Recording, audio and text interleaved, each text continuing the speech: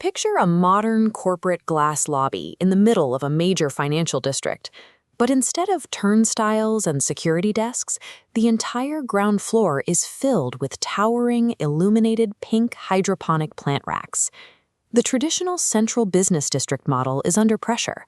With remote work permanently emptying out massive floor plates and energy costs rising, developers are sitting on millions of square feet of space that no longer attracts the same tenants or rent. This data visualization from the Arup Engineering Group illustrates the scale of the vacancy.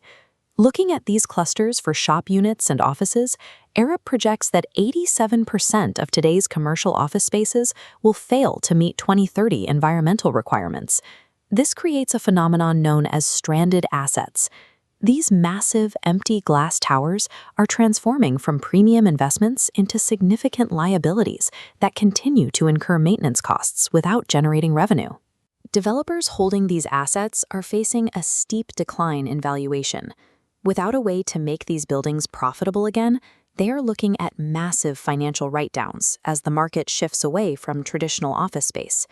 In Singapore, the government is intervening to help repurpose these sites.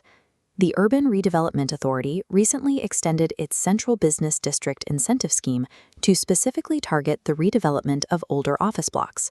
The financial incentive is specific. If developers convert pure office spaces into mixed-use projects, adding residential units or surfaced apartments, they are legally granted a 25% increase in their gross floor area. We are already seeing this happen now.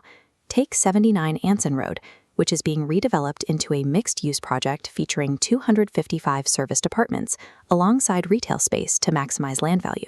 Yet, while the government provides the legal framework to expand these buildings, developers still have to solve a physical problem. What do you do with the deep, windowless interior sections of these towers that aren't suitable for living spaces? While office towers sit empty, Singapore is simultaneously grappling with its dependence on food imports. Recent global supply chain disruptions have forced a total rethink of the National Food Resilience Strategy. The government has set a targeted mandate for 2035. Local farms must supply 20% of local fiber, like leafy vegetables, and 30% of local protein. In a land-scarce country like Singapore, traditional horizontal farming requires acreage that simply doesn't exist to hit those production targets. This is where the needs of the city and the needs of the food system overlap. Those empty, depreciating office towers provide the exact massive, climate-controlled volume required for high-yield vertical agriculture. Retrofitting an office tower requires specific structural capabilities. The concrete foundation must support the immense weight of vertical hydroponic racks and circulating water. Second, ground-mounted air rotation HVAC systems must maintain even temperatures across every rack, significantly lowering energy costs. This cross-section model illustrates how the building is divided for profit. Vertical farms sit directly below retail floors. Deep, windowless spaces like old underground car parks are ideal. By relying on specific LED light spectrums, these previously unusable areas become productive square footage. This integration changes the building's balance sheet. By turning unrentable basement parking into high-yield food production, owners generate new revenue from the building's least desirable areas.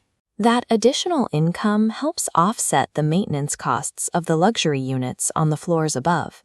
As we look toward the late 2020s, the Singapore skyline is transitioning from monolithic concrete banking districts into green ecosystems. Integrating agriculture increases the market value of the property. It provides cleaner air for residents, offers premium amenities like farm-to-table dining, and creates new revenue streams through direct food sales and agritourism. For property investors, holding on to a traditional, aging office building means accepting ongoing depreciation as the market moves elsewhere. Retrofitting allows owners to avoid these obsolescence costs. They can take advantage of government zoning incentives and join new multi-tenanted agri-food programs that lower the startup costs for farming tenants. This transition from office desks to hydroponic racks represents a major shift in urban property management. For developers, this strategy provides a practical way to preserve the value of their holdings by adapting to the new requirements of the city.